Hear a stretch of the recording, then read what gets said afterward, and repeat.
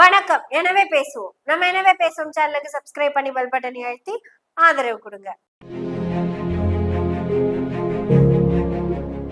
பிரதமர்னா யாருங்க? ஒரு நாட்டுக்கே பிரதமர். அவரு உண்மையத்தானே சொல்லுவாரு. நேத்து அப்படி ஒரு உண்மையை சொல்லி இருக்கிறாருங்க. ஏன்னா அவர் சொன்ன உண்மையத்தான் மத்த நாட்டுக்காரங்க எல்லாம் நம்புவாங்க. तमिलनाडु में डीएमके के लोग बिहार के मेहनतकश लोगों को प्रताड़ित करते हैं।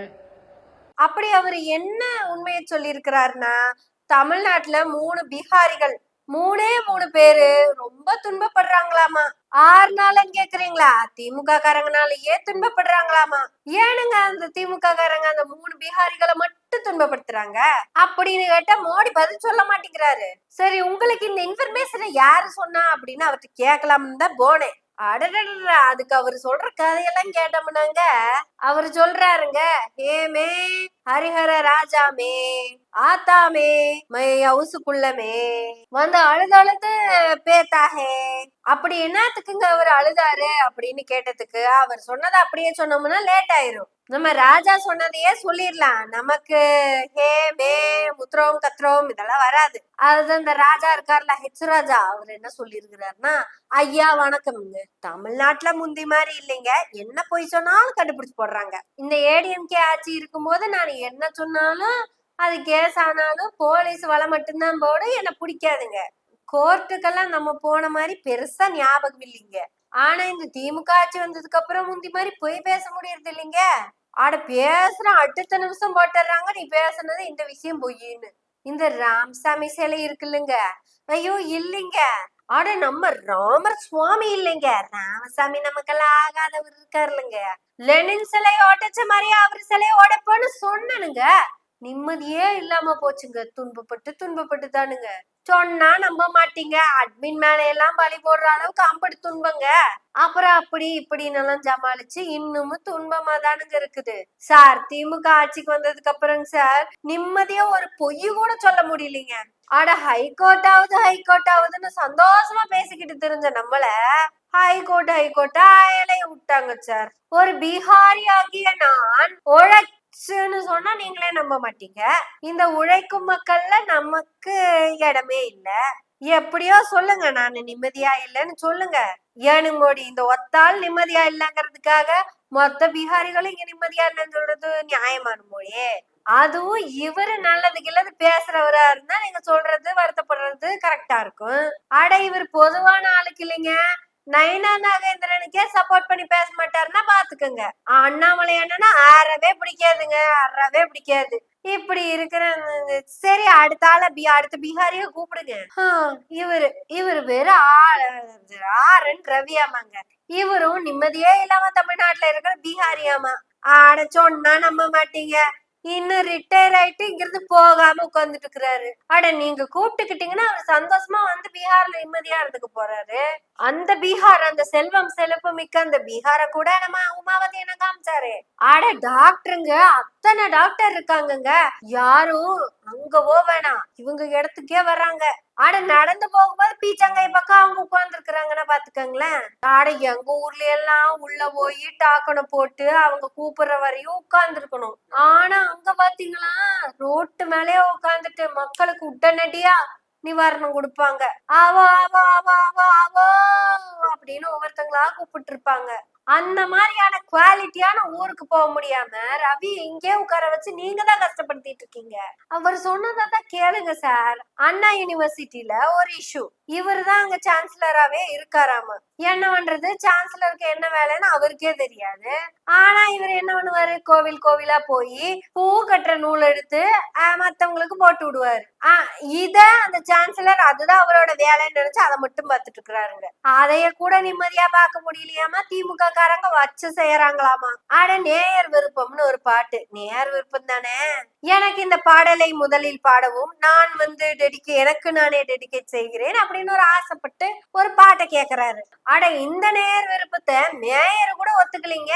உடனே நம்மளால குயமுயோன்னு அழுக ஆரம்பிச்சிட்டாரு. அட நம்ம தமிழ்நாட்டுல அத்தை தண்ணி வீட்டுல பீகாரி நிம்மதியா இருக்க முடியலையாமாங்க. ஏனுங்க ஒரு கையெழுத்து போடாம இருந்ததெல்லாம் ஒரு குத்தமா? ஒண்ணு இல்ல, எதுலயுமே கையெழுத்து போடாம இருக்கிறது ஒரு குத்தமா? இது கையெழுத்து போடாம இருந்ததுக்கு இவ எல்லாம் சேர்ந்து நேரா கோர்ட்டுக்கு போயிடுறாங்க.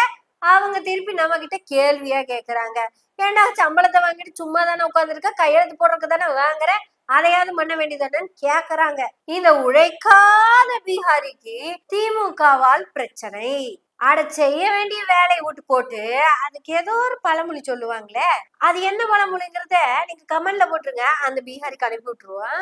இப்படியான இந்த பீகாரி நிம்மதி இல்லாமல் நிம்மதி தராத இந்த தமிழ்நாட்டுல கஷ்டப்பட்டு இருந்துட்டு இருக்காங்க. காரணம் யாரு? திமுக. ஒருவேளை இதே அதிமுகவா இருந்தா சந்தோஷம் பொங்குதே சந்தோஷம் பொங்குதே சந்தோஷம் என்னில் பொங்குதே பொங்கி பொங்கி பொங்கி பொங்கி பொங்கி வழியுதே அப்படின்னு பாட்டு பாடி விட்டத்தை பார்த்து உட்கார்ந்துட்டு இருக்கோம். ஆனா திமுக ஆட்சியில் இந்த பீகாரியால் நிம்மதியாக இருக்க முடியவில்லையாம். இதை கேட்ட மோடி பீகாரிய கூப்பிட்டு பேசாம பீகாருக்கே போய் பேச ஆரம்பிச்சிட்டாரு. தமிழ்நாடு மே 3 பீகாரி ஹே நிம்மதி நஹி ஹே. 2 பீகாரியுமே பேசிட்டோமே, இன்னொரு பீகாரி நாம தான் பேசணுமே. அஜாரிமடி, முதல்ல அதை பேசிட்டு வந்துடுறேன், அடுத்து உங்க மீட்டிங் வரேன். அடுத்த பீகாரி பேரு ரங்கராஜ். அவர் இன்னமும் உத்தரப்பிரதேசமும் பீகாரும் பயங்கரமா வளர்ந்துருக்குன்னு நம்பிக்கிட்டே இருக்காரு வாட்ஸ்அப்ப பார்த்து. ஆட ஊப்பிய விட பீகாரு பயங்கர பயங்கர பயங்கரமா டெவலப் ஆயிடுச்சுங்க. காரணம் இந்த 16 வருஷம் திமுக ஆட்சியில சரி 4 வருஷம் திமுக ஆட்சியில டெவலப்மெண்டே இல்லைங்க இப்படின்னு ஒரு பொய்யத்தான் சொன்னாரு. உடனே புன்னகையா பேசுறாங்க, யூடியூப் ரூட்டஸா பேசுறாங்க, அதர்மமா பேசுறாங்க. ஆட ஆரன்சையில ஆரம்பிச்சு பேரலையா வந்து அடிக்குது. வேல் வீச்செல்லாம் வேல் எடுத்து குத்துதுங்க. ஆட இன்னைக்கு ஜீவா பாட்டை கிளப்புறாரு. இதெல்லாம் சமாளிச்சு நின்னோம்னா டிவார், அதத்தான் நம்மளால தாங்க முடிய மாட்டேங்குது. அந்த டிவாரு அமைதியா வந்து உட்கார்ந்து பேசினாலே ஆர்ப்பாட்டமா இருக்கு. ஆர்ப்பாட்டத்திலயே வந்து பேசினா நிம்மதியா இருந்துட முடியுமா? இப்படியாக பாண்டே வகையராக்கள் நிம்மதியா ஒரு பொய்ய கூட பேச முடியறது இல்ல. ஆனா அவ்வளவு ஏங்க, அவரோட சேனல்ல வேற ஒரு நெறியாளரை கூப்பிட்டு என்ன கேள்வி கேளுங்கன்னு சொல்றாரு. இவர் எழுதி கொடுத்த கேள்வி கேட்பாருன்னு பார்த்தா அவர் கேள்வியா கேக்குறாரு. செட்டப் இன்டர்வியூன்னு கூட சிறுப்படுத்த அடிக்கிற மாதிரியே கேள்வி கேக்குறாங்க சார். நானும் எவ்வளவு நேரம் தான் வலிக்காத மாதிரியே அழுகிறது. சரி, முன்னாடிதான் பிரச்சனை, பின்னாடி கதை வழியாவது போய் பேசலாம். அதாங்க பிஹைண்ட் உட்ஸ் சொல்றேங்க. அங்க போய் யாரையாவது கூப்பிட்டு நீங்க பேட்டி எடுங்க அப்படின்னு சொல்லிட்டு இன்டர்வியூக்கு உட்கார்ந்தா இவர் யார்கிட்ட கேள்வி கேட்கறாங்களோ அவங்க திருப்பி கேள்வி கேட்கறாங்க. அதுக்கும் பதில் சொல்ல முடியாம, இதுக்கும் முட்டு கொடுக்க முடியாம, அண்ணாமலை மாதிரி ஒரு தலைவரை பார்க்கவே முடியாது அப்படின்னு அரகரா போட்டு பேசிக்கிட்டு இருந்த காலத்துல இருந்து அவர் தலைவர் பதவியே விட்டு போனதுக்கு அப்புறமா இன்னும் அப்படிதான் பேசிட்டு இருக்காரு. இனி இதே மாதிரி எப்படியெல்லாம் பேசலாம் நினைச்சாலும் தமிழ்நாட்டுல மட்டும் அது எடுபடவே மாட்டேங்குது. இந்த பீகாரிகளுக்கு சப்போர்ட் பண்ணிட்டு வர்ற பாஜக காரங்க இந்த விவாதங்கள்ல எல்லாம் போய் உட்கார்ந்து பேசுறப்ப அங்க வர திமுக காரர்களும் திமுக ஆதரவாளர்களும் சில நேரங்கள்ல இவங்க தப்பா பேசுறதை எடுத்து இது தப்புன்னு சொல்ற யூடியூபர்களும் திமுக ஆதரவு யூடியூபர்கள் தான் மறுப்பே கிடையாது. இப்படி எல்லாரும் சேர்ந்து அடிச்சா என்ன பண்ணுவாங்க அவங்க? அதனாலதான் இந்த 3 பீகாரிகளும் மோடி கிட்ட போய் கொய்யோ முய்யோன்னு கதறிப்பாங்க. உடனே மோடி என்ன பண்ணிட்டாரு, நேரா பீகாருக்கே போய் பீகாரிகள் கிட்டே பேச ஆரம்பிச்சுட்டாங்க. தமிழ்நாட்டுல அங்க உழைச்சுக்கிட்டு இருக்க உழைக்கும் பீகாரிகளை துன்புறுத்துறாங்க.